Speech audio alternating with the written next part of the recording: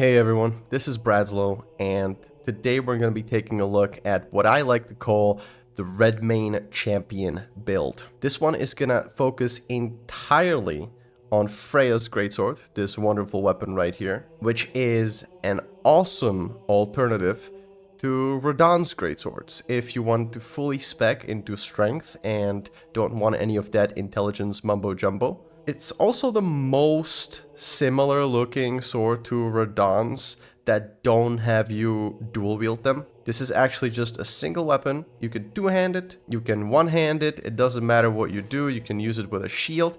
And on top of that, you do not have a set Ash of War, but instead you can infuse it, you can buff it, you can put any kind of Ash of War on it that you like. So in terms of an alternative and a strength weapon, this is an awesome choice all around. I've decided to infuse it with heavy to get as much of my strength. That's going to be our main stat throughout the whole build. And as well use Lion's Claw, which is obviously the Redmane ability, which is perfect because it's not only like one of the strongest Ashes of Wars in the game, but it also fits perfectly with the theme of this build. My stats go like this. I'm level 165. I got 60 points in vigor, 20 in mind, 30 in endurance, 65 in strength, 16 in dexterity, and 40 in faith. Now, the main stat that you should be looking for is strength and vigor so that you can tank a lot of hits. But also, really important is, unless you want to be carrying around a lot of blue flasks, I would recommend you put at least some points into mind. And also, if you want this cool drip, I would recommend you also spec into a little bit more endurance, just so you can wear all this stuff. Faith is a bit of like additional thing. You don't really have to spec into it because we're mostly taking advantage of strength. And that's why it's strength infused. I just wanted to basically, I needed to put my points somewhere because I had nowhere else to put them for this build. But we can actually utilize Faith on top of all this as well to get even more damage. For our buffs, we're going to be using the Finger Seal plus 25, which is going to give us the Flame Grant Me Strength buff. So we're going to be using Flame Grant Me Strength. I think this is decently lore friendly when it comes to a Redmane soldier. That's going to buff our physical damage with this sword even further. Now, on top of that, there's a few alternatives. There's a few ways if you want to go a little bit out of your way to make this build more powerful and don't mind that you're sort of not just spec'd into the specific theme, let's say. For that, we're going to actually go into our spells and we're going to be utilizing not Flame Grant Me Strength, but the Howl of Shabriri, which actually boosts our damage even further, but gives us more, makes us take more damage as well. So you got to keep that in mind, especially if you're playing the DLC. But we're also going to want to use, and I wish I could find it, the Golden Vow.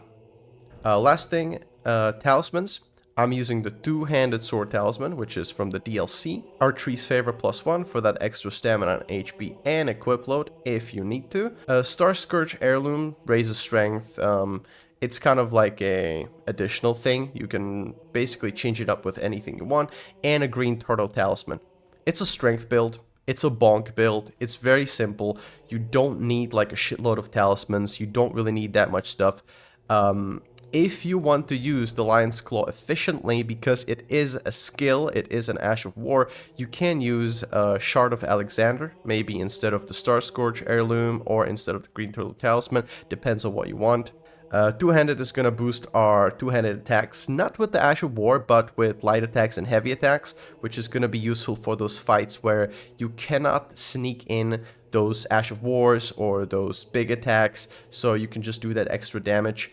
Thankfully, Lion's Claw actually poises through a shitload of stuff, actually. And that's basically the whole build. I'm going to show you the maximum damage that you can do at this level with these stats, with the base buffs, basically.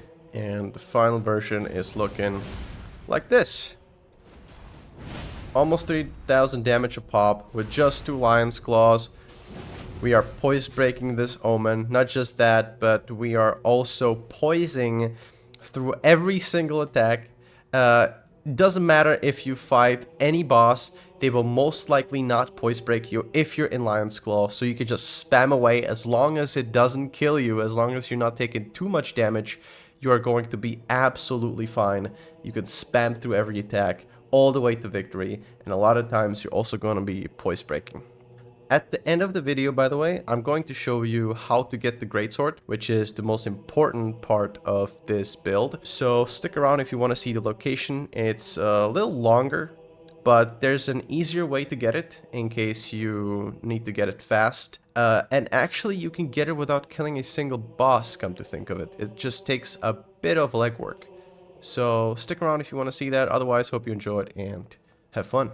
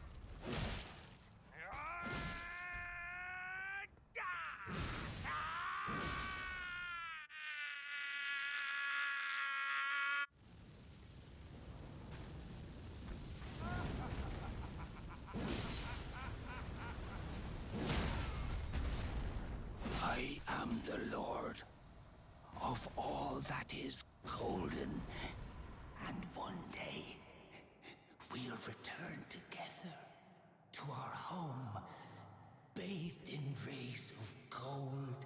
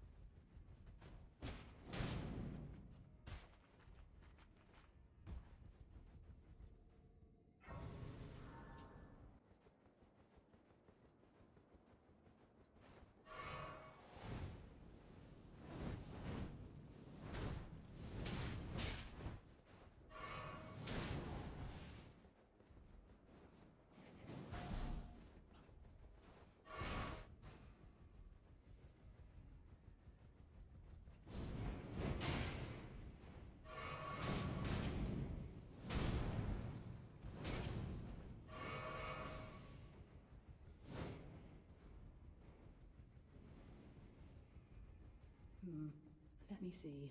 Fickle fidgety little letters.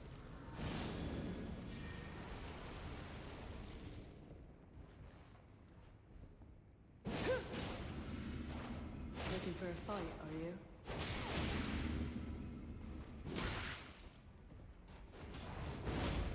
What's the matter with you?